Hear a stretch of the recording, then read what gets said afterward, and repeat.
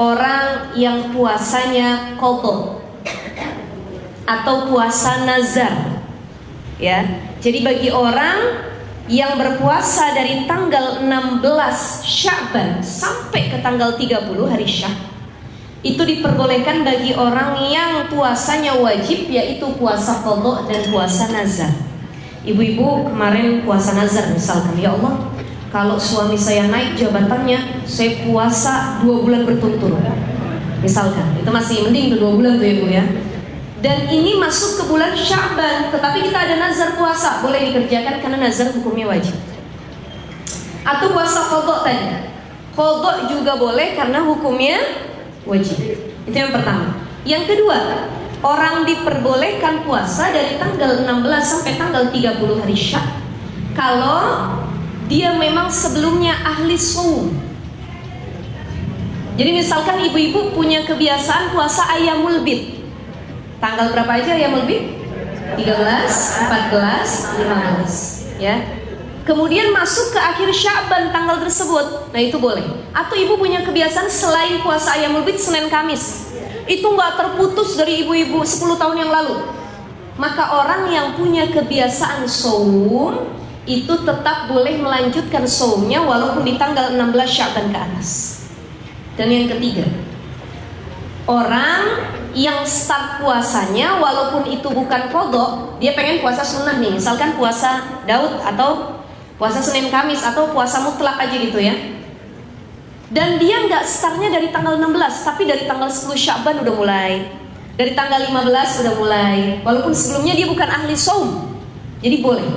Tetapi kalau ada orang puasa kagak pernah, ayyamul bid boro-boro, Senin Kamis bisa dihitung jari selama hidupnya, tiba-tiba mendekati Ramadan tanggal 16 Sya'ban ke atas, ujug-ujug kalau kata orang Cinere ya, tiba-tiba pengen puasa, puasanya bukan qadha tapi sunnah. Nah itu hukumnya haram dan tidak sah. Jadi harus 3 keadaan tadi. 1 karena bayar qadha atau nazar, yang kedua karena punya kebiasaan shaum kemudian dilanjutkan sampai akhir Sya'ban, dan yang ketiga sudah memulai puasanya dari sebelum tanggal 16 Sya'ban. Ini dalam kitab Taqriratus Sadidah disebutkan demikian. Itu ibu-ibu ya. Baik, kita baca Ummul Quran suratul Fatihah. Kita lanjutkan kitab Nasaihul Ibad ya. Ala hadhihi niyyah wa ala kulli niyatin shalih khusus.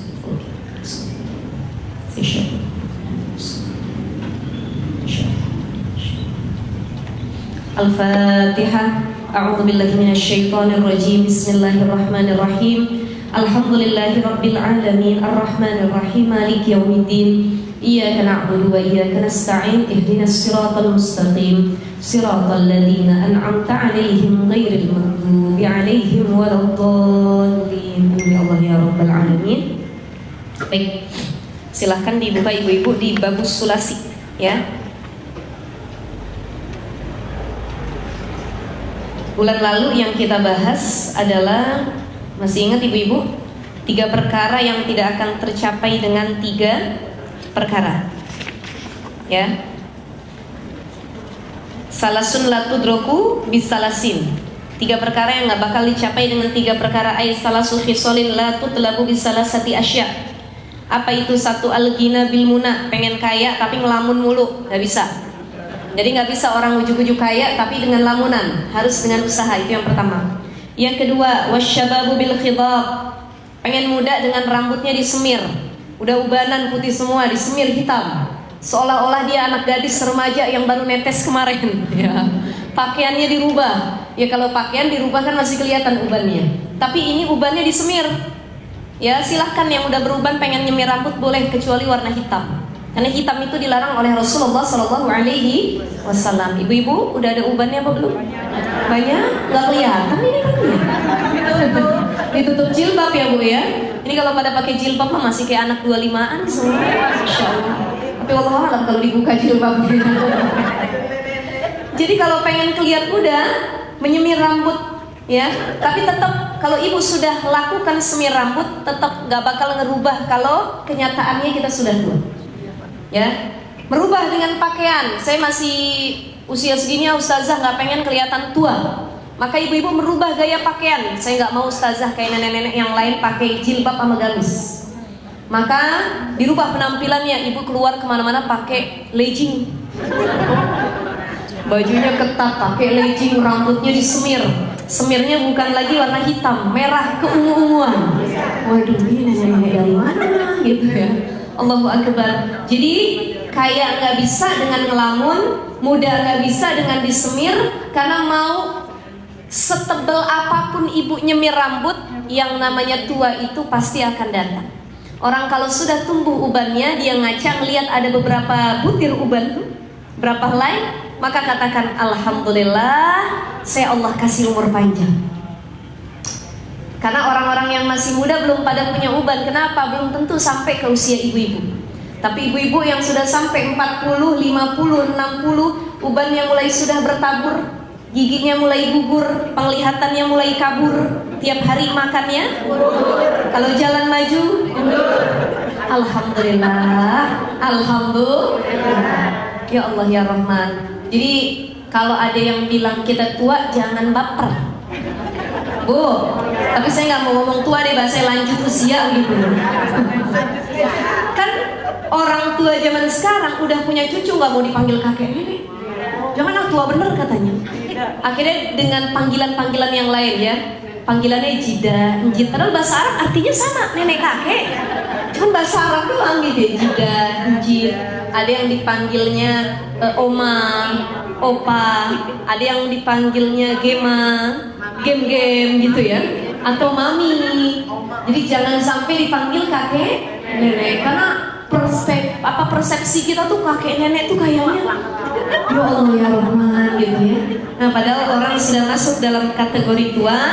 Banyakin bersyukur. Rabbi auzi'ni an ashkura ni'mataka allati an'amta alayya wa ala walidayya wa an a'mala salihan tardahu wa aslih li fi zurriyati inni tubtu ilaika wa inni minal muslimin. Orang kalau udah sampai usia 40, lisannya jangan berhenti syukur, lisannya jangan berhenti berdoa. Kenapa? Banyak orang yang gak sampai usia 40. Makanya yang 40 ke atas, kalau ada kelakuannya masih kayak anak muda, artinya dalam artian sholatnya masih lalai, ngajinya masih enggan, taatnya masih kurang, maka ada yang perlu dipertanyakan.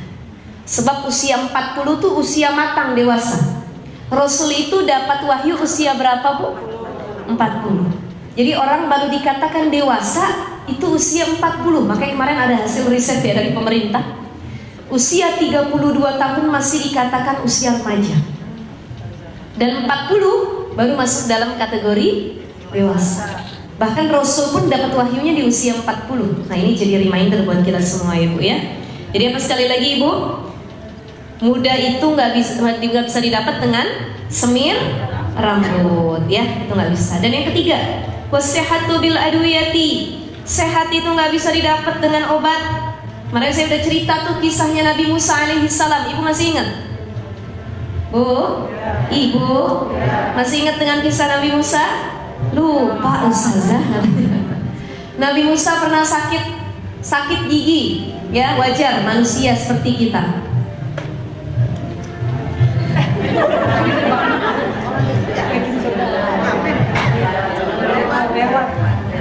Hati-hati Ibu, pengen ikut joget.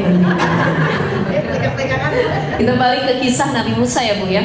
Nabi Musa itu kalau doanya nggak dikabul sama Allah. Karena salah satu yang paling dekat sama Allah selain Rasulullah itu adalah Nabi Musa. Dalam Al-Quran dikatakan wa kallamallahu Musa taklima. Nabi Musa itu pernah naik ke Tur Sinai. Ibu pernah ke Tur Sinai? Gunung Tur Sinai pernah dengar? Itu adanya di Mesir. Pernah ke Mesir? Kita bayangin aja insya Allah bareng-bareng nanti di sana ini.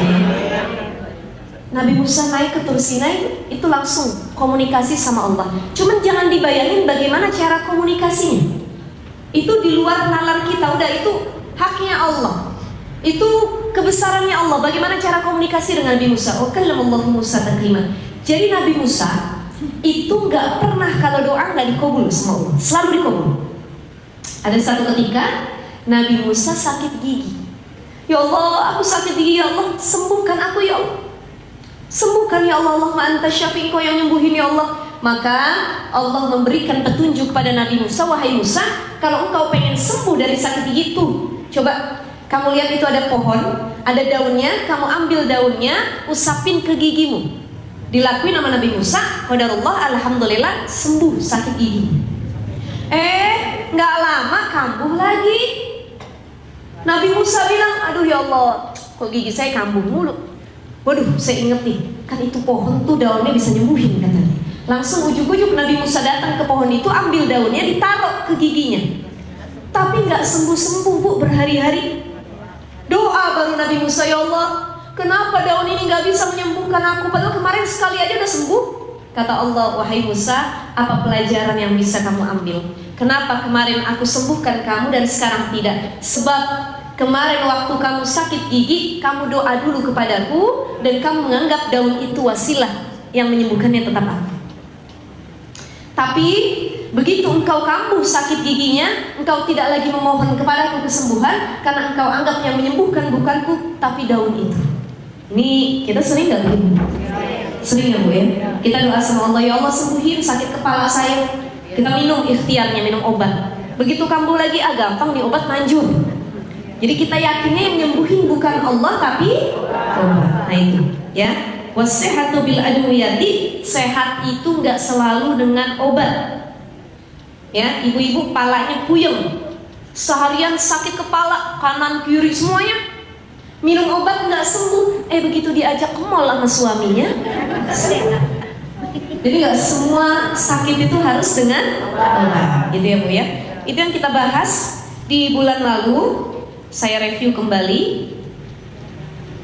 Sekarang kita masuk di maqalah yang ketiga ya. Bismillahirrahmanirrahim. Wal maqalatus salisatu, maqalah yang ketiga. An Umar radhiyallahu anhu, dari Sayyidina Umar Ibn al-Khattab radhiyallahu anhu, husnul tawaddud, kata Sayyidina Umar bilang, rasa sayang yang terbaik, ai al-mahabbah, yaitu mencintai, ilan nasi, kepada manusia, nisful akli, adalah setengah akal. Apa maksudnya? Jadi tema kita kan hari ini apa Bu? Temanya Bu? Sebagian akal, ilmu, dan penghidupan. Jadi orang itu bisa dikatakan berakal, bisa dikatakan akan berilmu, dan bisa dikatakan baik kehidupannya kalau dia melakukan hal-hal ini yang disampaikan oleh Sayyidina Umar bin Khattab. Apa itu? Orang akan dianggap punya akal kalau dia punya rasa kasih dan sayang kepada sesama manusia. Irhamu mau fil ardi yarhamuhum mau fis sama. Kalau kamu cinta, kamu peduli, kamu care, kamu punya rasa empati kepada sesama, maka Allah juga akan mencintai kamu. Kita cinta sama yang di bumi, Allah cinta sama kita. Makanya orang disebut akalnya nih sudah sempurna kalau dia mencintai saudaranya sebagaimana dia mencintai dirinya sendiri. Bukan hanya sempurna akalnya, tapi sempurna imannya. Ibu, Bu, kita lihat fenomena zaman sekarang, orang-orang yang cuek gara-gara gadget. Betul? Gara-gara gadget orang cuek, gak usah jauh-jauh, orang tua sama anak.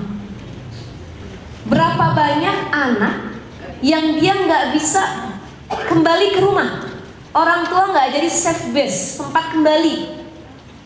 Makanya banyak anak yang akhirnya nyari kesenangan di luar sana sebab orang tuanya nggak jadi rumah buat mereka. Betul atau tidak? Bu, lebih susah didik anak kecil apa anak remaja? Benar banget Ibu ya. Kalau anak kecil kan kita takutin dikit, kita perintah dia nurut. Tapi kalau anak remaja ibu nakutin malah diketawain. Kak, ada hantu tuh, ada hantu. Mama apaan sih, Ma? Zaman modern loh, Ma. Mama kayaknya kurang deh belajar. Tuh anak remaja tuh. Jawabannya begitu, ya.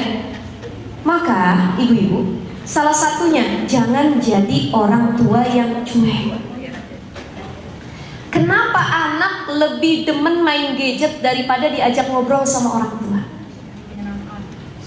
Karena anak menganggap gadget itu lebih jadi rumah buat mereka daripada orang tuanya. Saya sama orang tua tiap ngobrol gak diopenin. Kenapa? Orang tua sibuk sama handphone, orang tua sibuk sama nonton sinetron. ibu saya sibuk gibah di WA sama kawan-kawannya. Akhirnya anaknya nggak pernah diajak komunikasi ngobrol, maka dicari kesenangan yang lain. Ya Allah ya Rahman, Bu, kemarin saya baru lihat berita. Bukan kemarin ya, malam ini saya baca handphone ngelihat berita sampai ketidur-tiduran, Bu. Sampai pernah nggak ibu-ibu main handphone abis itu nimpa muka sendiri? Pernah ya? Saya saking ngantuknya tapi saya penasaran nih baca kasus. Allahu Akbar, ini sampai tadi pagi masih saya baca. Saya ngelihat berita, ada seorang anak laki-laki masih kelas 2 SMP ditemukan tidak bernyawa. Sudah jadi mayat di salah satu tempat wisata yang sudah terbengkalai. Jadi ada dua orang vlogger itu lagi bikin ngevlog tuh buat YouTube, Bu. Ini udah nggak jadi tempat wisata guys, lagi itulah intinya, Bu ya. Tapi waktu ngevlog itu pada Allah ada mayat ketemu, ke videoin. Maka mereka langsung lapor warga setempat, polisi datang, sudah kasusnya sudah keluar hasilnya. Bu, ini yang bunuhnya anak usia 16 tahun. Yang wafat anak usia 14 tahun. Yang membunuhnya, mohon maaf, yang menghilangkan nyawanya anak usia 16 tahun. Kok punya energi sebesar itu ya, Bu ya? Saya baca kasusnya tadi sampai ketimpa muka, Bu. Saking ngantuknya, tapi saya penasaran. Allahu Akbar. Jadi motifnya tuh sepele. Mereka ini satu kawan di pondok pesantren. Allahu Akbar. Nih, ya sekarang kita harus jadi orang tua yang benar-benar, walaupun anak kita dimasukin pesantren, tapi tetap harus diajak komunikasi, ditanya ada yang nggak beres nggak di pondok, ada masalah atau tidak. Jadi jangan cuek. Udah masuk pondok, pokoknya tanggung jawab pondok pesantrennya, jangan. Mau pondok sekolah, orang tua harus hadir. Ini saya bacanya ngenes. Jadi mereka ini temenan, ini kakak kelasnya udah SMA, yang satu SMP adik kelasnya. Dan motifnya katanya sakit hati gara-gara si adik kelasnya ini memutus pertemanan. Dan infonya pesantrennya itu ada di Garut. Ini gara-gara dia, si korbannya ini nggak nyaman sama si pelaku, itu sampai pindah dari pondok pesantrennya keluar, pindah ke Bandung. Dari Garut ke Bandung kan jauh. Dan infonya itu menghilangkan nyawanya gara-gara sakit hati diputuskan pertemanan. Cuman kan tahu sendiri netizen Indonesia dicari-cari. Nah ini infonya pelakunya ini suka sesama jenis. Jadi kalau cuman kayak temenan begini, kita nggak temenan lagi ya, udah nggak mungkin. Tapi ini motif sakit hati karena cintanya tak terbalas. Saya baca infonya gitu, tapi nggak tahu itu valid atau tidak. Tapi menurut saya itu masuk akal. Karena saya baca dari komen-komenan para netizen ya di banyaknya portal berita itu, saya lihat nggak mungkin infonya karena sakit hati semata. Ya tapi karena sakit hati si pelaku ini terlalu terobsesi sama si korbannya. Jadi ini adik kelas 2 SMP baru masuk pesantren, kakak kelasnya, dia suka sesama jenis sama adik kelasnya, tapi cintanya nggak berbalas gitu, nggak dikasih feedback. Saya bacanya gitu, tapi nggak tahu itu benar atau enggak. Cuman kalau cuman motif memutus pertemanan nggak mungkin. Ya, sakit hati, ibu bayangin pelakunya berangkat dari Garut ke Bandung, anak SMA, dan itu sudah direncanakan untuk menghilangkan nyawa adik kelasnya usia 14 tahun. Allahu Akbar.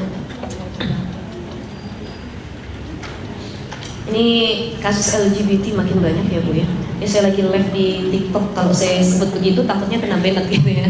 Kasus penyuka sesama jenis. Jadi orang kalau udah suka sesama jenis, banyak itu case-nya itu mereka lebih brutal. Ya karena terobsesi. Sebab apa? Kaum mereka itu kan sedikit, Bu. Ya, jadi ada orang yang suka sesama jenis dan dia akan sangat-sangat terobsesi menjaga pasangannya. Sebab apa? Nggak semua orang kan kayak mereka gitu. Jadi nyari pasangan yang sejenis itu susah. Yang satu orientasi seksual, maka brutal kalau udah cemburu, kalau udah apa. Ya Allah, saya bilang ini berarti kasus penyuka sesama jenis udah marak di Indonesia. Bahkan anak SMP, SMA pun sudah banyak kasus demikian. Ya Allah, maka ibu-ibu yang punya anak-anak, baik itu laki-laki atau perempuan. Saya punya anak laki-laki usia 8 tahun. Saya sering ajak ngobrol, bahkan karena mungkin dia nyaman curhat sama saya, sebelum saya tanya dia udah cerita. Umi tahu nggak kenapa? Kan kemarin si itu kenapa sih itu? Ya si itu dia ngeliatin kakak aja katanya. Terus kalau dia ngeliatin kenapa? Kayaknya sih dia suka deh, tapi nggak tahu deh kakak malu katanya. Itu sambil curhatan ala anak laki-laki. Oh iya sampai disebut namanya. Begitu saya ke sekolah dia tunjukin, itu tuh yang itu orangnya katanya. Saya masih bilang alhamdulillah, artinya anak saya masih suka sama perempuan. Jadi ya Bu ya. Jadi kalau anak ibu curhat, apalagi anak remaja, dia cerita tentang lawan jenis, itu jangan langsung di-cut Bu. Masih sekolah, jangan cita-citaan, gak usah cerita begitu-begituan. Itu tandanya ibu meng-cut yang sebenarnya fitrah dia Bu. Kalau dia masih cerita tentang rasa suka, itu fitrah. Tapi yang bakal perusak fitrahnya adalah tak kala dia suka, cinta, kemudian dia mengekspresikan dengan cara yang salah, pacaran, MBA, melakukan hubungan suami istri luar nikah, itu yang salah. Tapi kalau anak masih curhat, mama tau gak, itu loh temen kakak ganteng banget loh di kelas, kenapa? Kakak suka sama dia. Itu silahkan dengarkan curhatannya. Tandanya alhamdulillah anak saya masih normal ya Allah, dia suka sama lawan jenis. Kalau ada, ini jangan merasa aman jadi orang tua. Ketika ibu punya anak dan anak ibu nggak pernah cerita tentang lawan jenis, bisa jadi satu, husnuzonnya ya emang dia nggak fokus ke situ, emang belum ada yang disukain. Tapi atau opsi yang kedua, bisa jadi dia nggak pernah cerita lawan jenis karena dia sedang suka dengan sesama jenis, tapi nggak mau diungkapkan. Coba bayangin, ini kasusnya terjadi di pondok pesantren. Jadi pondok pesantren itu tempat aman Bu, tapi juga sekarang banyak tidak amannya. Artinya harus pilih-pilih dan orang tua nggak boleh cuek. Ini saya baca kasusnya, si anak ini sudah dipindahin orang tuanya ke Bandung karena anaknya udah lapor, dia nggak nyaman diganggu sama kakak kelasnya. Mungkin nggak cerita diganggunya apa, cuman nggak nyaman minta pindah. Akhirnya dikeluarin, pindah. Ternyata si kakak kelasnya berangkat dari Garut menuju Bandung. Allahu Akbar. Dan untuk apa menghabisi? Aduh ya Allah ya Rahman, ngeri ya Bu ya. Ngeri zaman sekarang ini, anak-anak tuh bisa nekat, anak di bawah umur. Apalagi waktu itu yang di Medan, ibu lihat kasusnya, seorang anak menghabisi nyawa ibunya sendiri. Waktu itu banyak yang nyalahin bukan anaknya, pasti ayahnya. Ternyata benar, sudah keluar hasilnya anaknya yang benar. Karena apa? Marah sebab handphonenya disita oleh ibunya, dia nggak bisa main game. Jadi udah main gamenya udah akut gitu, edih ya, itu sampai dendam sama ibunya dan ibunya ditusuk berkali-kali. Allah. Ini jadi orang tua ngeri-ngeri sedep ya Bu ya. Kita terlalu baik, salah, terlalu galak, bikin luka di anak. Nah ini tengah-tengah lah gitu ya Bu ya. Baik.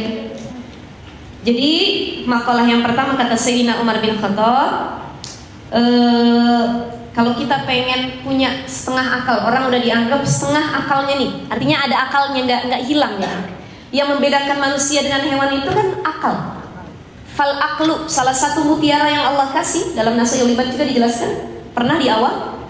Fal aklu, yang membedakan manusia dengan makhluk lainnya adalah akal. Hewan punya akal atau tidak? Manusia punya akal? Tatkala kita keluar nggak pakai baju, malu apa enggak? Berarti akal kita ada. Tapi hewan nggak pakai baju, dia malu nggak? Enggak. Pernah lihat pakai ayam pakai baju Bu? Enggak. Udah nyantai aja dia, kambing, ayam, karena memang nggak ada akalnya. Ya, itu kalau mau asal mau, itu kemarin ada video viral, gorila. Ibu ngeliat nggak videonya? Gorila di salah satu tempat satwa ya, itu lagi ditontonin sama orang-orang, dia lagi bercampur dengan istrinya dan diterusin aja, hayo dilanjut, nggak ada malu-malunya. Artinya kan nggak ada akal. Itu yang membedakan manusia dengan hewan. Ibu meningiki ya, itu nonton sampai akhir ya. Ya Allah, mau itu gorila, mau itu kucing. Waktu itu di kompleks saya mau hari raya Idul Adha, itu kan kambing-kambing dijajarin Bu sama sapi-sapi yang mau dipotong ya. Saya ketawa Allahu Akbar sama Ustadz, itu banyak ibu-ibu juga ya. Ada kambing yang dia dempetan mulu, dan Masya Allah itu tadi melakukan hubungan. Kan dia nggak punya akal, nggak malu dia dilihatin sama orang. Kita udah, saya bilang gini sama bapak-bapak, Pak itu tolong dipisahin aja, dijauhin. Udah dijauhin dia lari lagi Bu, meninyosor, cek orang Sunda nama gitu ya. Allahu Akbar, itu hewan. Jadi kita memaklumi, kita bilang oh hewan nggak punya akal, beda sama manusia. Lah kalau manusia kan malu. Tapi ada manusia yang akalnya layaknya hewan, hilang, setengah aja nggak ada, seon juga nggak ada tuh akalnya. Itu udah bahasa kasar ya Bu ya.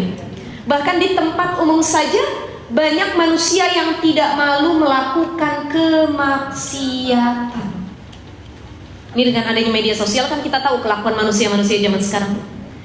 Ini saya lihat juga video viral, ada seorang driver online itu memviralkan video penumpangnya melakukan yang tidak cocok lah, ya, di mobil orang. Kita kan manusia, Allahu Akbar. Ini buat siapapun kita yang lagi ngaji mendengar, artinya benar kata Rasulullah SAW, salah satu tanda kiamat sugro, kiamat kecil, adalah banyak orang yang tidak malu berzina di tempat umum. Ini Depok.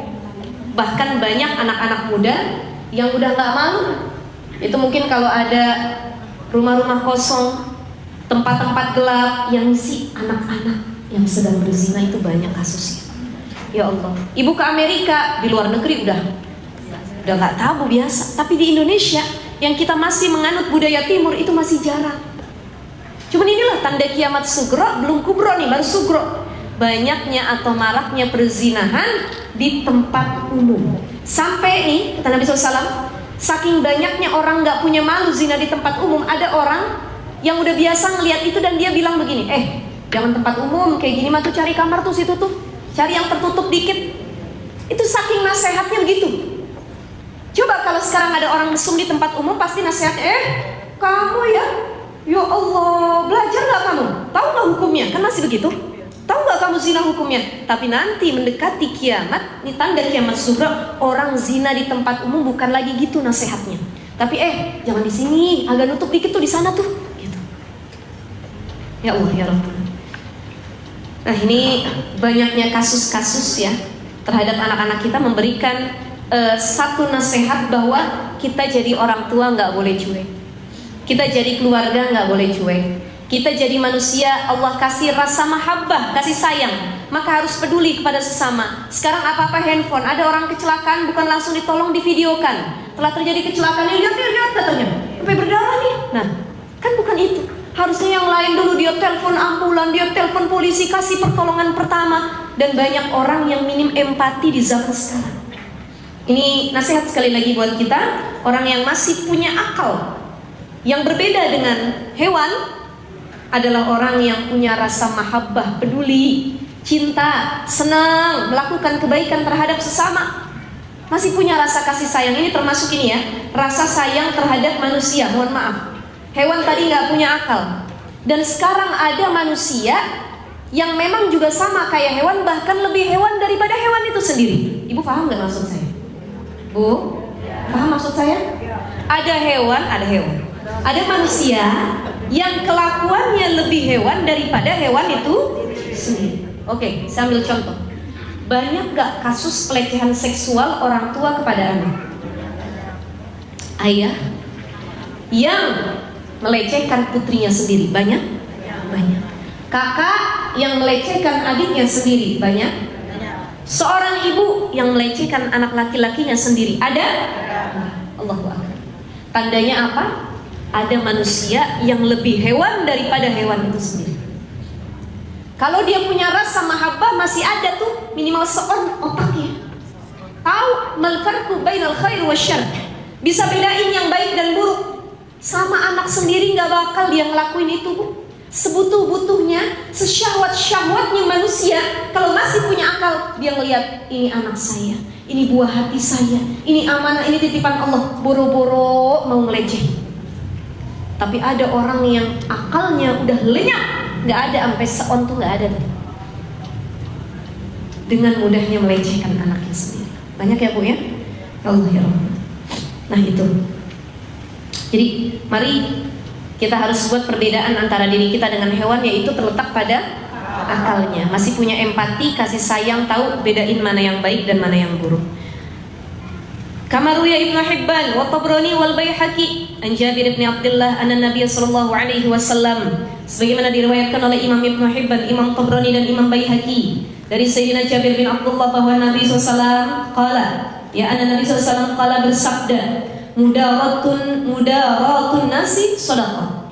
Ramah tamah terhadap manusia merupakan sedekah. Ai mulaqafatun nasi bil qawli wal fi'li yusabu 'alaiha thawab as-sadaqah. Maksudnya berlaku lemah lembut kepada sesama manusia dengan ucapan serta perbuatan, yusabu 'alaiha thawab as-sadaqah, akan diganjar perbuatan itu dengan pahala sedekah. Jadi orang yang ramah sama orang lain, kata Nabi, itu dia lagi sedekah. Gak usah ibu ngasih sama orang, ibu cuman senyum kalau ketemu orang, tandanya ibu sedekah. Ada nggak orang yang mukanya senggugutan, yang kalau kita ngelihat mukanya gede bener, Masya Allah, ini bahasa Cinerenya begitu ya Bu ya. Asal kalau ketemu gini, ya Allah, nih orang agak ada senyum-senyumnya pas, judes bener ya Allah. Kenapa sih, ada masalah apa sih? Gitu ya, kan ada yang begitu ya. Ada ya, banyak nggak? Banyak. Maka minimal itulah kata Nabi, tabassumuka fi wajhi akhika shadaqah. Kamu senyum aja sama saudara kamu sedekah. Karena dari senyum kamu itu muncul hubungan yang baik. Jadi ketemu kawan, temen jangan, ya Allah, itu ya, kita husnuzon aja ya. Mungkin banyak pikiran, apa sakit gigi, susah senyum gitu ya. Itu. Jadi kata Nabi, mudaratun nasi shadaqah, kamu ramah sama orang, ramah tamah itu termasuk sedekah. Ada tetangga lewat, senyum, Bu, mangga, ayo mau kemana? Tapi senyumnya juga ada batasnya. Ada orang yang senyumnya nggak berhenti-berhenti. Ya Allah ya Rahman, gitu ya Bu ya. Jadi baik dengan senyuman, perkataan maupun perbuatan itu termasuk sedekah. Kata Nabi akan diganjar dengan pahala sedekah. Wa kana min mudaratihi sallallahu alaihi wasallam, dan di antara keramahan Nabi, mari sama-sama kita simak Bu. Apa saja keramahan Nabi sallallahu alaihi wasallam? Annahu la yadhammu ta'aman wa la yanharu khadiman wa la yadribu imra'atan. Keramahan Nabi di antaranya 3. 1. Nabi tidak pernah mencela makanan. Tuh, ada orang yang hubungannya buruk gara-gara suka nyela makanan, apalagi udah dimasakin dicela lagi. Ibu bertamu ke orang, ke undangan, kenapa? Ini rendangnya keras bener. Keras bener rendangnya ya. Ini yang masak siapa sih? Ini kayaknya murah tukang masaknya nih gitu. Ya masih penting situ dapat daging. Saya dari tadi lengkuas mulu gitu. Itu kan ngomongin, betul nggak Bu? Betul ya? Ya Allah ya Rahman. Nabi nggak pernah. Ma'aban Nabi sallallahu alaihi wasallam ta'aman qattu. In ishtahahu akalahu wa in karihahu tarakahu. Nabi sallallahu alaihi wasallam nggak pernah nyela makanan sedikit pun. Kalau Nabi suka, punya selera, beliau makan. Kalau Nabi nggak suka, beliau tinggalin, diam. Udah, sukut fakat, diam aja. Lah kalau kita kan enggak Bu, dicelaknya enggak sekali, setahun ke depan masih kita celak juga. Ibu panggil tukang masak buat acara, ini memang begini masakannya, sampai 1 tahun ke depan ocehannya masih ada. Nabi enggak, ma'aban Nabi sallallahu alaihi wasallam, enggak pernah nyela makanan. Jadi kalau Nabi enggak suka, diam. Ibu kalau bertamu ke rumah orang dimasakin enggak enak, diam. Atau bilang, mohon maaf, ini lambung saya lagi nggak enak kayaknya, sedikit aja makannya ya. Nah itu kan masih ramah Bu. Tapi kalau, ya Allah, ada orang yang kalau makan di rumah makan, makanannya nggak enak, langsung dia gembar-gembor. Tapi sebenarnya nggak apa-apa gini ya. Kalau kita bayar mahal, dan contoh, kalau nggak enak itu kan tergantung selera Bu, lidah masing-masing. Kata yang satu enak, yang satu nggak enak. Cuman ada orang masak, garam 1 botol dia taruh, asin, kemakan aja nggak bisa. Ada makanan yang sampai kemakan aja nggak bisa. Baru itu boleh disampaikan, tapi dengan cara yang baik.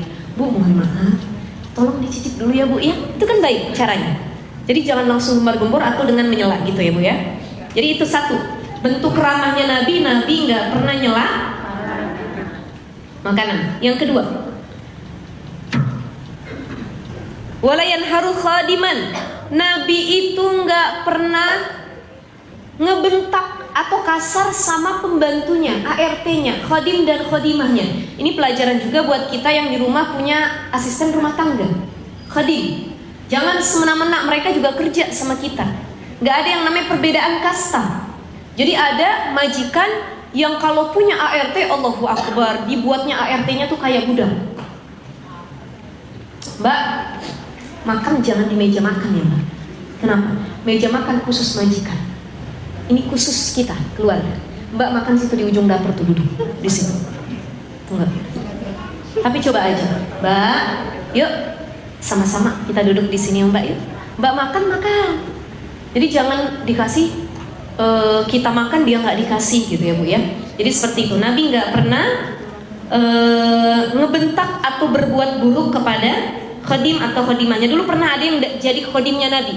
Pernah ada yang jadi ART atau pembantunya Nabi. Siapa itu? Anas bin Malik. Ibu sering dengar namanya? Anas bin Malik, dari Anas bin Malik. Ya, beliau itu jadi khadimnya Nabi, pembantunya Nabi, sekaligus orang yang banyak meriwayatkan hadis Nabi. Apa kata Anas bin Malik? Qala Anas bin Malik radhiyallahu anhu, khadimtu Rasulullah SAW asyara sinin. Aku tuh jadi pembantunya Nabi 10 tahun. Fama sabbani sabbatan qattu walau darabani darbatan. Nabi enggak pernah kata kasar, enggak pernah. Nabi enggak pernah menyakitiku, enggak pernah membentakku, enggak pernah mukul aku. Enggak pernah mukanya tuh wala abasun fi wajhi, mukanya masam. Lagi kesel sama pembantu juga masam. Enggak pernah Nabi begitu. Ya. Jadi Anas bin Malik ini kisahnya Bu, beliau adalah kaum Ansor. Kan ada Muhajirin, ada Ansor. Muhajirin itu orang yang hijrah ikut Nabi dari Mekah ke Madinah. Tapi Ansor itu adalah orang yang memang penduduk Madinah, mereka menyambut kaum Muhajirin dari Mekah. Nah, Anas bin Malik dengan ibunya itu orang Madinah, orang Ansor. Satu ketika ibunya Anas bin Malik namanya Al-Humaisah binti Milhan. Jadi Al-Humaisah ini datang kepada Rasul, ya Rasulullah, aku nggak punya hadiah apapun. Kaum Ansor yang lain datang menyambut engkau, mereka ngasih hadiah. Demi Allah wahai Rasul, aku nggak punya apapun yang bisa aku kasih. Tapi aku bawa anakku yang kecil ini, aku hadiahkan untukmu, jadikan ia khadim, pembantumu, orang yang melayanimu, yang kau didik dengan sebaik mungkin. Nih aku serahkan. Jadi nggak diserahin yang lain, dikasih anaknya sudah jadi pembantu Nabi. Maka Nabi senang disambut. Pembantu dalam arti di sini bukan yang diperlakukan semena-mena ya Bu ya, dididik sama Nabi, tapi dia juga beres-beres di rumah Nabi. Nabi saking sayangnya sama Anas bin Malik itu sampai manggilnya Unais. Anas itu untuk kalau Unais itu isim tasghir, artinya Anas yang bolo-bolo gitu, menggemaskan gitu ya, disayang. Kayak Aisyah sering dipanggil sama Nabi Uwais. Ya Uwais, wahai istriku yang menggemaskan, bolo-bolo gitu ya. Ibu pernah nggak digituin sama suami? Mama bolo-bolo, gitu enggak ya? Boro-boro ya, bukan bolo-bolo, mama boro-boro katanya gitu. Jadi gitu ibu-ibu. Sampai saking sayangnya Nabi dipanggil Unais, dan Nabi juga mendoakan kepada Anas bin Malik. Apa kata Nabi? Allahumma ya, Allahumma rzuqhu malan wa waladan wa barik lahu. Nabi doain, Allahumma rzuqhu malan wa waladan wa barik lahu. Ya Allah, berkahi dia dengan rizki yang banyak, berkahi dia dengan anak yang banyak. Dan doa ini diijabah sama Allah. Anas bin Malik itu kurang lebih dalam riwayat usianya sekitar 100 tahun, 1 abad. Panjang ini gara-gara doa Nabi. Anaknya, anak cucunya itu totalnya semua ada 100 orang. Jadi diberkahi malahu wa waladahu wa barik lahu fi. Ini doa Nabi sallallahu alaihi wasallam. Makanya Anas di akhir hayatnya saking cintanya sama Nabi, kata Anas, 2 pertemuan yang tidak bisa aku lupakan. 1, pertemuan pertama kali kala aku bertemu dengan Rasulullah. Dan yang kedua, pertemuan terakhir kala Rasul wafat, itu Anas sangat terpukul. Karena selama ini dia melayani Nabi Bu, bareng-bareng sama Nabi. Ya, bahkan di akhir hayatnya Anas bikin wasiat, kalau nanti saya wafat tolong kuburkan saya dengan tongkat kesayangannya Nabi. Karena aku pengen ada yang aku genggam di kubur itu berkaitan dengan Nabi. Ya Allah, saking cintanya Bu ya kepada Rasulullah sallallahu alaihi wasallam. Dan Anas bin Malik bilang, Rasul itu nggak pernah mencela aku selama aku ngelayanin beliau. Maka orang yang ramah bisa dilihat bagaimana cara dia memperlakukan khadim dan khadimahnya layaknya Rasulullah Shallallahu Alaihi Wasallam. Gitu ya.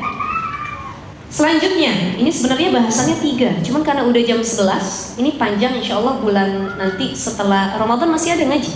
Ada ya, di bulan Ramadan insya Allah kita lanjutkan ya. Dan yang ketiga, di sini disebutkan, wala yadribu imra'atan, keramahan Nabi, salah satu bentuk akhlak mulia Nabi, ramah tamahnya Nabi, Nabi itu nggak pernah mukul istrinya.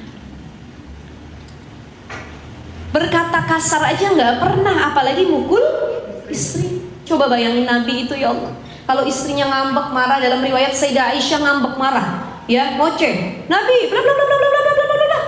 Nabi cuma diam. Apa kata Nabi? Ibumu sedang cemburu. Udah gitu dong. Istrinya ngambek Aisyah. Apa yang dilakukan Nabi? Dipeluk sama Nabi, dicium keningnya, maka hilang marahnya ibunda Aisyah radhiyallahu anha. Itu Nabi ngadepin istrinya yang lagi ngambek. Ibu-ibu pernah nggak lagi ngambek ngoceh dipeluk sama suami? Mah sini mah. Pernah? Layaknya Nabi kepada Aisyah dipeluk, dicium keningnya, kemudian suami ibu berkata, "Mah, jangan marah lagi ya, Mah ya." Nabi begitu sama Aisyah. Ibu-ibu kira-kira begitu nggak? Enggak. Curhat nih jadinya.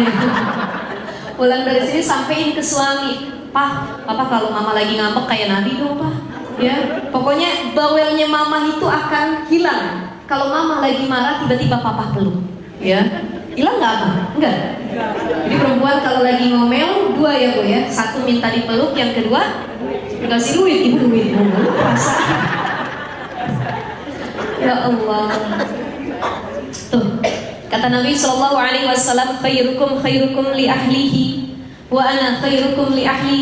Sebaik-baik kalian, kata Nabi, adalah yang paling baik sama keluarganya, wabil khusus istrinya. Dan aku, kata Nabi, adalah orang yang paling baik dengan keluargaku. Nabi nggak pernah bentak, nggak pernah nyela, nggak pernah mengumpat, nggak pernah ngatain istrinya. Sekesal-kesalnya Nabi nggak pernah mukul istrinya. Maka ibu kalau punya suami yang akhlaknya sama kayak Nabi dalam memperlakukan istrinya, ashiruhunna bil ma'ruf. Nih suami model gini kalau belum mati jangan dikubur. Susah nyarinya. Betul ya? Bagaimana dia lembut sama istrinya. Jadi bersyukurlah ibu-ibu minimal. Kalau suami kita nyontoh kayak Nabi 100% kan gak mungkin. Beda Nabi yang suami kita, Bu. Tetapi kalau ibu punya suami minimal, kalau ibu ngoceh, marah, lagi kesel dan suaminya diam aja, gak merespon apapun, atau pergi ninggalin ibu, bersyukur dia masih menjaga lisan dan tangannya untuk tidak menyakiti ibu. Ada suami yang kalau berantem dia keluar dari kamar. Kata kita, kok gak balik-balik nih suami saya, belum kelar ocehan saya ini, kok gak balik-balik? Bersyukur, tandanya suaminya masih menahan untuk tidak menyakiti ibu. Atau ibu ngomel, punya suami diam aja, diam. Ayo, kenapa sih gak respon? Ayo jawab dong. Ya, tolong ayo jawab. Udah kesel ibu minta dijawab, direspon, tapi suami cuma diam. Itu tandanya suami yang soleh. Kenapa? Dia nyari waktu tepat untuk ngebales ocehan istrinya. Betul nggak Bu? Karena kalau dibales sekarang nanti perang dunia ketiga, piring bertebaran ya, pintu rumah rusak, udah entar aja. Istrinya udah baik moodnya, istrinya udah sehat, lebih sehat akalnya, baru disampaikan, Mama kemarin kenapa sih kayak kuntilanak? Emang kenapa Pak? Iya Mama begini begitu semua. Baru disampaikan. Itu tandanya suaminya soleh. Jadi jangan kesel kalau punya suami kita marah dia nggak ngejawab, atau dia ninggalin kita, itu lebih maslahat daripada punya suami yang kalau ibu ngoceh dia balik ngumpat ibu. Apalagi binatang keluar semua tuh dari kebun binatang. Dasar ini, dasar bini ini, begini. Nah itu yang bikin sakit hati. Maka sampaikan, doakan, insya Allah punya suami yang soleh layaknya Nabi. Ya Allah, enak bener ya Bu ya. Punya suami soleh layaknya Nabi, ngumpat nggak pernah, menahan tangannya nggak pernah. Nabi pengen mukul istrinya. Tapi kok banyak zaman sekarang laki-laki yang dengan tega meng-KDRT pasangannya. Dan dalam tanda kutip, ibu-ibu mohon difahami, KDRT ini bukan cuma berlaku dari suami kepada istri, tapi banyak juga KDRT orang tua kepada anak, anak kepada orang tua, begitupun istri kepada suami. Jadi jangan dianggap hal yang boleh-boleh saja tatkala istrinya suka mukulin suami. Ada istilah suami-suami takut istri. Nah ini nggak boleh juga. Bagaimanapun ar-rijalu qawwamuna 'ala nisa. Suami itu pemimpin. Jadi kalau ibu punya suami dan ibu merasa ibu lebih superior, pokoknya ustazah, suami saya mah nurut sama saya, suami saya mah nggak berani, dia sama saya cute, dia mah katanya. Jangan bangga. Itu tandanya fitrahnya sudah bertolak. Harusnya ibu yang taat sama suami, ini suami yang takut sama ibu. Kebalik, malu kita. Kalau saya nggak bangga begitu, malu malah. Ada orang bilang tuh lihat tuh si ibu itu tuh, Bu Haji itu tuh dia mah lakinya nurut banget sama dia tuh. Ya, pokoknya lakinya nganterin kemana-mana, katanya lakinya nggak pernah bilang enggak. Lakinya selalu apa kata bininya, ya, pokoknya kalah apa kata bininya. Jangan bangga. Itu tandanya suami kita tidak menjalankan fitrahnya sebagai qawam dengan sebaik mungkin. Maka saya nggak pernah tuh, saya ngelihat dengan tatapan ajibah, jadi kayak kagum ngelihat ada suami yang dia lebih dominan istrinya. Itu sudah menyalahi fitrah. Ya, jadi jangan bangga. Sekali lagi Bu, jangan bangga kalau kita merasa lebih hebat dari suami. Bagaimanapun istri harus lebih patuh, lebih taat. Kalau suami bilang A, jangan B-nya yang maju. Ini B loh bang, katanya. A aja, saya bilang B. Nah itu. Ya jadi harus tetap musyawarah, taat, jangan semua mau kita. Itu tanda istri yang susah dibimbing, susah dididik. Ya, di antara bentuk akhlak para ummahatul mukminin, para istri Nabi, mereka itu tahu suaminya nggak pernah marah, nggak pernah gentak. Coba lihat Bu, Sayyidah Aisyah, Sayyidah Hafsah, Sayyidah Khadijah, kan tahu suaminya ini soleh Nabi. Gentak nggak pernah, KDRT nggak pernah, manggil dengan panggilan mengumpat nggak pernah. Tapi para istrinya tidak menyepelekan Nabi. Mereka tetap menghormati. Karena apa? Karena akhlak Nabi. Ada istri yang lakinya baik, tapi dimanfaatin. Laki gue mah baik, biar aja dia mah takut sama gue. Itu salah kata. Mari kita contoh akhlak para ummahatul mukminin. Dipeluk sama Nabi, Sayyidah Aisyah, wahai Aisyah, hilanglah marahmu. Apa yang dilakukan? Dia nggak kayak kita Bu, Sayyidah Aisyah. Dia bilang, ya Allah, wahai Nabi, maafkan aku tadi. Aku ngoceh, aku ngomel, bahkan ada kata-kata yang tidak pantas. Dia cium tangan Nabi, minta redho sama suaminya.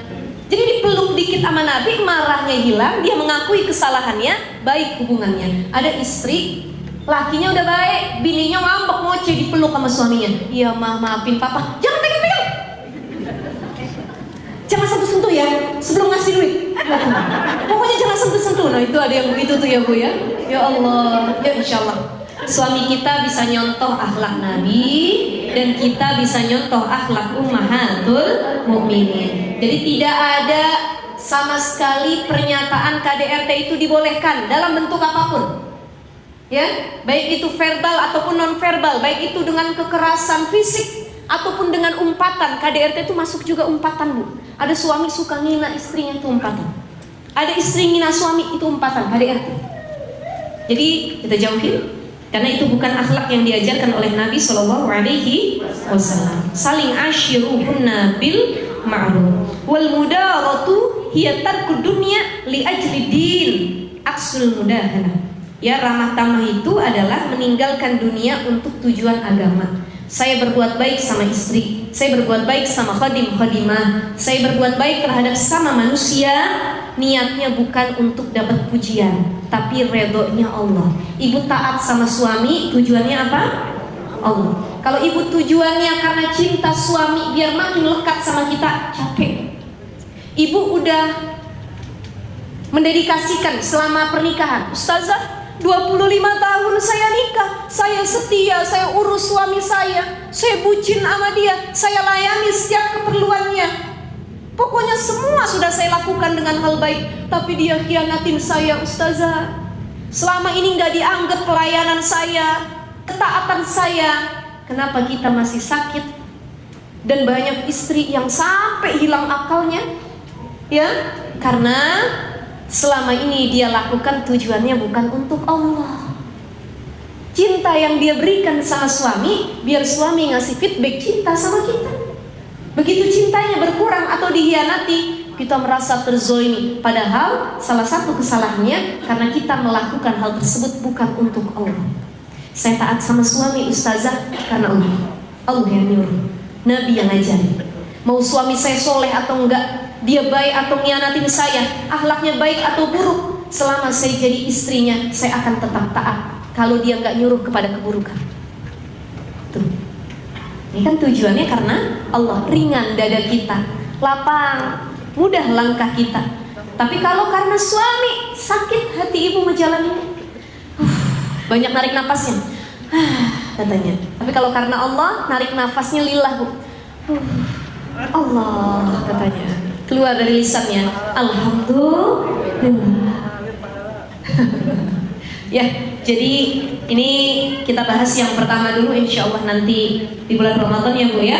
Salah satu bentuk kata Sayyidina Umar bin Khattab orang yang akalnya sempurna, bahkan dia sudah ada setengah akalnya tuh, adalah mereka yang punya rasa sayang terhadap sesama manusia. Yaitu diantara akhlak Nabi, bentuk ramah tamahnya Nabi. Nabi tidak pernah mencela makanan, la yadhammu tu'aman wa la yanharu khadiman. Nabi nggak pernah ngebentak atau berbuat buruk kepada pembantunya. Wala yadribu imra'atan, Nabi juga tidak pernah memukul istrinya. Insya Allah akhlak-akhlak ini bisa kita terapkan dalam kehidupan sehari-hari. Insya Allah nanti selanjutnya tuh ya. Wa husnul su'al ay lil ulama, wa husnul tadbir ay ijra'ul umur. Insya Allah di pertemuan yang akan datang. Terima kasih ibu-ibu. Ada pertanyaan sampai sini? Silakan. Silakan mengenai pertanyaan.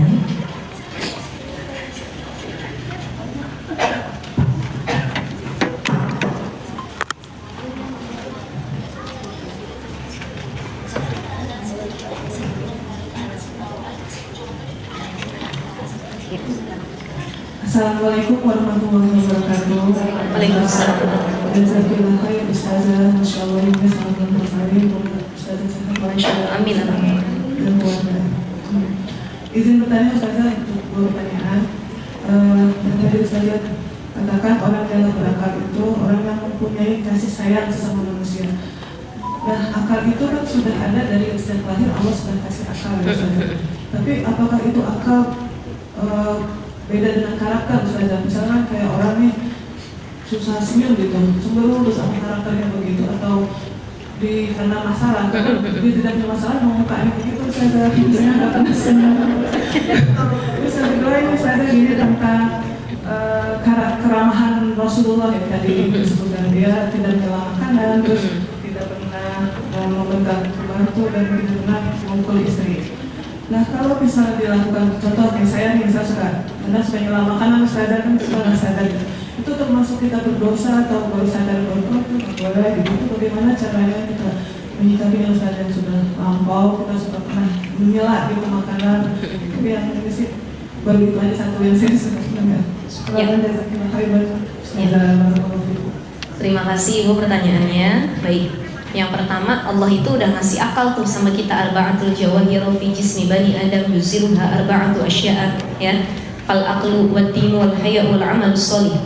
Allah kasih akal. Lalu bagaimana orang yang nggak pernah senyum, cemberut, apakah itu sesuai dengan akalnya? Akal itu yang Allah kasih asluhu, pada asalnya sehat. Akal itu tahu. Jadi Allah tuh salah satu bentuk rahmahnya, kasih sayang Allah kepada manusia dibanding makhluk yang lainnya kan dikasih akal. Dan akal yang Allah kasih pada dasarnya itu akal yang sehat, akal yang bisa ngebedain mana yang baik dan mana yang buruk. Tetapi kan ada orang secara akal dia paham itu baik, itu buruk. Cuman nanti akan bergejolak antara akal dengan syahwat. Ya, jadi kata Imam Al-Ghazali, dalam diri manusia itu kan ada beberapa komponen. Ada akal, ada syahwat, ya. Kemudian ada hati, nanti dari syahwat itu kan hati. Jadi ketika akalnya tahu, oh ternyata mencela makanan nggak boleh, hatinya tahu, membenarkan akal, iya loh mencela makanan tuh nggak boleh, tapi itu syahwat marahnya nggak bisa dibendung. Oh nggak bisa, ini harus dikasih tahu, kalau nggak sepele dia nanti masaknya begitu aja nih katanya. Oh itu kan syahwat. Jadi ada orang yang mengaplikasikan sikapnya bukan karena akalnya yang salah, akalnya mah benar dari Allah. Bahkan dia paham yang baik dan yang buruk. Yang salah itu tak kala akal sehat dan hati sehatnya terkalahkan dengan nafsu syahwatnya. Gitu, Ibu, paham ya? Seperti ya. Jadi asluhu akal itu sehat Allah kasih. Kita paham yang kita mau lakukan dan tidak kita lakukan. Tetapi yang bikin kita melakukan yang tidak baik, ada orang senyum nggak mau, cemberut. Ya satu ya, kita nggak bisa suzon juga ibu-ibu. Ada orang yang nggak bisa senyum karena dia punya penyakit gusik. Jadi kalau dia senyum sakit, paling dia cuman, nah itu nggak boleh suzon juga. Atau yang kedua, memang setelan mukanya dari lahir begitu. Saya bahasanya apa tuh? Setelan ya? Ya porum mukanya begitu. Bawaan lahirnya begitu. Emang dari kecil. Tapi kalau ibu udah sapa dia senyum. Dari jauh aja dia. Sebenarnya dia bukan karena judes, cuek atau jahat, enggak. Tapi dia adalah orang yang mungkin dari lahir begitu. Yang kedua, nggak bisa gampang senyum sama orang. Tapi begitu ibu sapa, Bu Haji sehat, alhamdulillah. Dalam hati kita bilang, ternyata cantik senyumnya, gitu ya Bu ya. Tapi ada orang yang dari jauh aja udah merenggut mukanya. Begitu disapa pun masih, Bu Haji sehat. Sehat. Nah ini Allahu a'lam bishawab, saya nggak tahu tuh kenapa ya. Tapi husnuzon aja lah, mungkin banyak pikiran gitu. Jangan sampai suzon yang menguasai kita. Gitu ya. Yang pertama ya Bu ya. Yang kedua tadi terkait dengan nyela makanan. Kita udah punya dosa nyela makanan sebelum-sebelumnya. Siapapun itu, mau saya juga pasti pernah. Ya kita manusia Bu, wajar, alamiah. Ketika itu nggak enak di lisan kita bilang, waduh asin banget sih. Nah itu kan refleks ya. Atau ini nggak enak nih, mah, aduh rasanya ini. Apalagi sekarang sudah ada yang namanya food vlogger atau yang mukbang tuh, ya. Kita akan cobain ini ya, asli ini rasanya nggak enak guys, kata aku. Nah, itu banyak begitu tuh ya Bu ya. Dan mungkin ibu-ibu ada yang suka nontonin begituan tuh, ya. Atau ada orang yang kalau makan terlalu lebay, aslinya nggak enak, gara-gara di endorse dilebay-lebayin. Sumpah guys, saya sampai apal tuh ya. Karena kalau lagi lewat di beranda saya bilang, emang segitunya apa ya? Kok sampai itu asli enak kata. Ya Allah, ada aja anak sekarang ya ekspresinya ya Bu ya. Kalau orang normal kan makan enak, udah enak gitu ya. Ya Allah, nah hati-hati. Maraknya para food vlogger, betul sih ngasilin uang jadi pendapatan. Tapi mohon cari bahasanya yang tidak menyakiti gitu ya. Jadi mengkomen itu boleh untuk kritik membangun. Ibu masak nggak pinter baru nikah, ya. Begitu masak asin banget atau pahit banget kan perlu dong dikritik sama suami. Itu namanya bukan nyela, tapi mengkritik. Nah kalau nyela itu benar-benar tidak ada kritik membangun di dalamnya. Tapi kalau mengkritik membuat orang bersemangat untuk berubah. Mah, Masya Allah, Mama luar biasa masakan Mama. Kayak Nabi gitu kan. Nabi kan begitu tuh. Aisyah masak, kata Nabi, wahai Aisyah, Masya Allah, luar biasa, bahkan air di lautan saja kalah dengan rasa masakan Nabi itu bercanda, tapi itu ngasih kritik yang membangun. Oh iya, istrinya juga nggak sakit hati. Oh iya, wahai Nabi maafkan aku, nanti aku masak yang lebih enak gitu. Suami kita pun begitu, nyampein ke istri, Mama, ini kayaknya sambelnya mengalahkan rasanya buah kesemek mah. Pahit gitu ya. Walaupun Papa melihat wajah Mama tuh udah manis sebenarnya gitu. Cuman kurang manis ketika nyicipin masakan ini. Nah, itu kan kritik membangun. Nanti tolong lebih belajar lagi ya Mah ya, insya Allah Papa akan terus menunggu masakan-masakan Mama. Nah, mengkritik boleh. Tetapi kalau mencela kan beda Bu, gak ada kritik di dalam. Apa sih yang masak nih, gimana sih nih? Oh ini. Nah itu yang tidak boleh. Kalau kita pernah melakukan hal demikian, bukan cuma ngeritik makanan, bukan cuma mencela makanan, tapi mencela orang, bikin dosa-dosa yang udah kelewat masa lampau, maka banyakin istighfar. Kalau itu berkaitan dengan hati orang lain, minta maaf sama orang tersebut. Datang, Bu Haji maaf ya, saya pernah ngatain tentang Bu Haji kagak enak. Saya omongin sama kawan-kawan, Bu Haji tukang korupsi, harusnya kelapanya 2 kilo, cuma sekilo ditaruh. Saya omongin waktu itu kan kita udah nyakitin tuh, betul nggak? Makanya masakannya nggak enak tuh, dia korupsi semuanya tuh, kelapanya, apanya, semuanya ngusulinin orang. Kita minta maaf sama orang tersebut. Ya, tapi kalau tidak berkaitan sama hati orang, nggak ada orang yang sakit hati, cukup istighfar, minta ampun sama Allah, gitu ya, Bu ya, Insya Allah. Ada lagi, Bu Ibu? Assalamualaikum warahmatullahi wabarakatuh. Waalaikumsalam. Saya minta waktu sebentar aja sih, ini ada undang-undang di hati saya dengan anak saya. Sebenarnya sih anak itu sekarang udah kuliah, saya kerja. Itu waktu SMP itu saya lanjut langsung aja ya. Waktu SMP itu kan temennya itu dia suka nginep di rumah temennya, cowok kan, cowok-cowok semua gitu ya. Tadinya saya nggak tahu gitu. Terus tiba-tiba tuh anak saya sering, kok kamu nggak pernah nginep lagi? Saya kenapa? Kenapa? Terus cerita. Lama sama saya nggak tahu kan. Kebetulan ini pas Ustaz itu kan cerita tentang yang apa sih? Sama jenis. Ya, sesama jenis gitu. Jadi si temannya itu dia tengah malam itu berain anak saya ya gitu. Tadinya dia gitu. Terus anak itu akhirnya kan lama-lamaan saya tanya kenapa, terus dia cerita. Curhat ya Bu ya. Kenapa kok nggak pernah kumpul-kumpul atau apa? Terus anak saya pun ketawanya gini pas ulang tahun gitu ya. Perhatiannya itu berlebihan, ke saya juga dibawain makanan. Dia ya, ke anak ibu. Iya, saya tanya nggak gitu. Pas saya nanya kan, terus cerita gitu, ya Allah saya kaget banget itu anak saya laki-laki kan satu-satunya, 2 kan saya gitu kan. Pas di situ saya kaget gitu ya, aduh psikis anak saya bagaimana ke depannya gitu. Itu udah sampai SMA pun masih. Itu di Instagram ternyata bukan ke anak saya aja. Akhirnya dilaporin sama teman-temannya, katanya dia terus berjanji di situ tak akan pernah melakukan hal seperti itu lagi, tapi nggak tahu sih ke depannya gimana. Tapi alhamdulillah anak saya udah bisa gitu, tapi maaf aku Yang penting bisa mengkanter, jadi kayak menjaga dirinya sendiri. Ya, sebenarnya gini Bu, kalau pergaulan itu kita nggak bisa, orang tua kan 100% menjaga anak-anak kita. Kadang di depan kita kelihatan baik, tapi kan nggak tahu nih, ya nggak bisa kita 24 jam dengan mereka. Makanya basicnya adalah mereka harus punya benteng diri sendiri. Dan benteng itu dari orang tua, penanaman tauhid, ilmu pengetahuan, kemudian lagi mereka tadi merasa orang tua jadi tempat kembali. Nah itu kan benteng. Kenapa ada anak yang terjerumus akhirnya jadi korban, ikut-ikutan karena dia nggak punya tempat curhat. Dan ya udahlah, nggak ada yang peduli dia katanya, gitu. Nah sekarang marak di mana aja, mau di kota, mau di kampung, ini banyak. Salah satu sebabnya adalah tontonan. Ibu kalau mau buka aplikasi tontonan apapun ya, jadi sesama jenis itu udah lumrah.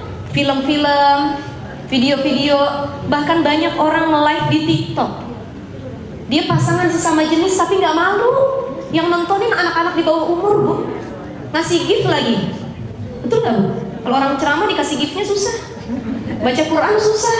Tapi kalau yang buka aurat, yang maksiat, itu hobi orang nontoninnya. Ya Allah ya Rahman.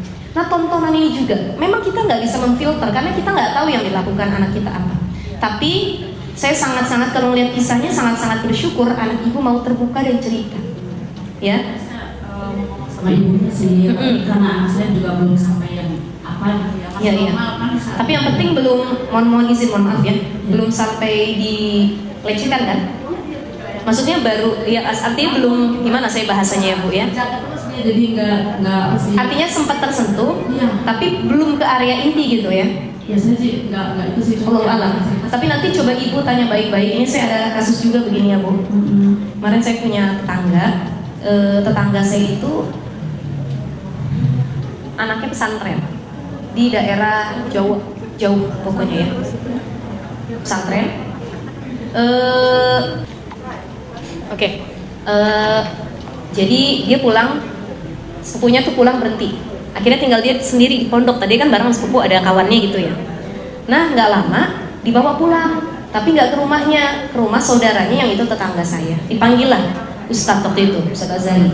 Ustadz, kata tetangga saya, tolong Ustadz ke rumah saya itu malam-malam. Kenapa? Ini ponakan saya kesurupan kali Ustadz, katanya minta didoain apa bacain Quran gitu ya. Datanglah, karena diem aja begini. Semenjak pulang dari pondok, kan pondoknya di Jawa, jauh, sampai ke rumahnya dan sampai dibawa ke rumah saudaranya, ini aja dia.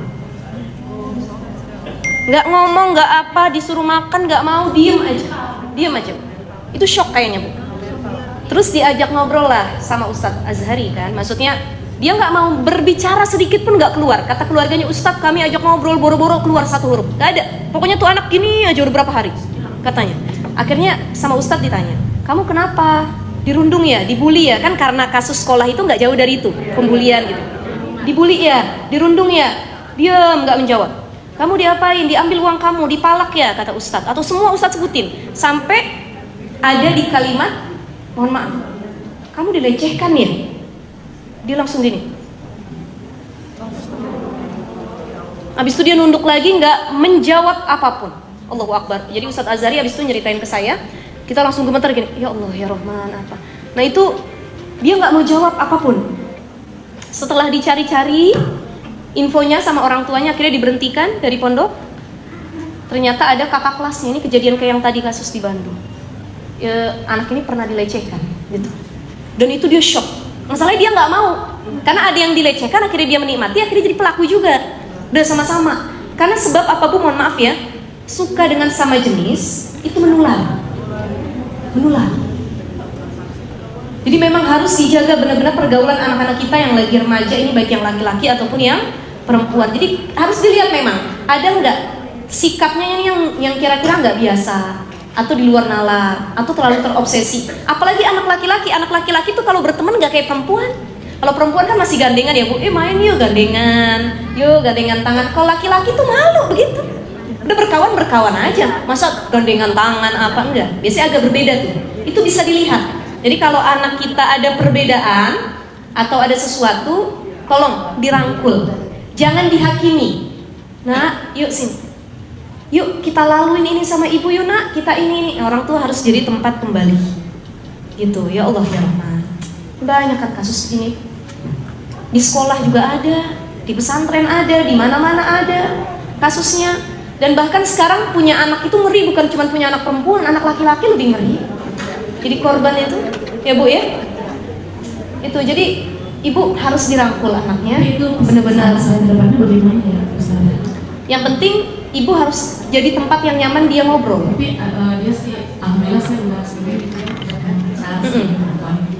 Kalau dia masih suka sama lawan jenis, ibu bersyukurlah, alhamdulillah.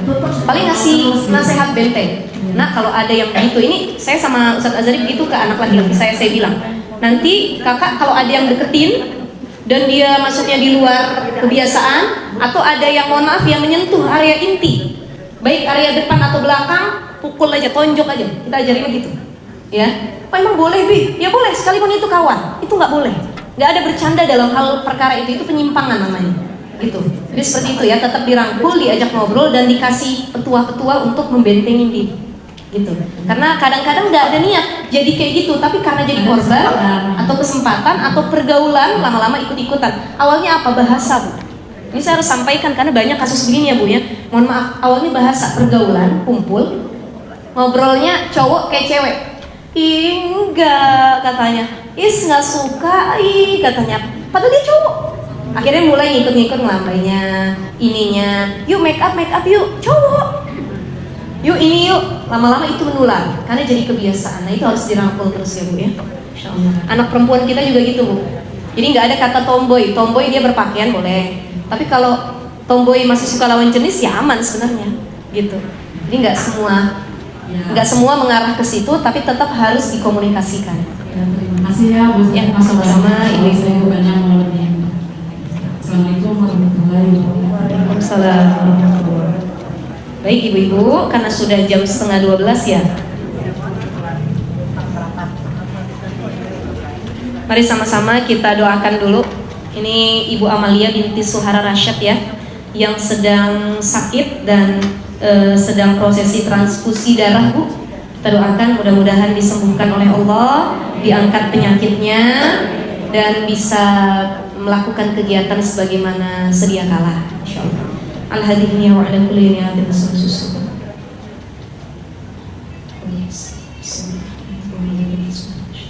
Syai'un lillahi lakum al-Fatihah. A'udzu billahi minasy syaithanir rajim. Bismillahirrahmanirrahim. Alhamdulillahi rabbil alamin arrahmanir rahim maliki yaumiddin. iyyaka na'budu wa iyyaka nasta'in ihdinas siratal mustaqim siratal ladzina an'amta 'alaihim ghairil maghdubi 'alaihim waladdallin. Amin ya Allah. Doa baik juga buat kita semua, mudah-mudahan Allah sehatkan badan kita, panjangkan umur kita, disampaikan ke bulan Ramadan yang tinggal berapa hari lagi, dan dimudahkan kita untuk beribadah di bulan suci Ramadan. Al-hadiyah wa ala kulli niyatin shalihah. Al-Fatihah. A'udzu billahi minasyaitonir rajim. Bismillahirrahmanirrahim. Alhamdulillahirabbil alamin arrahmanir rahim maliki yaumiddin.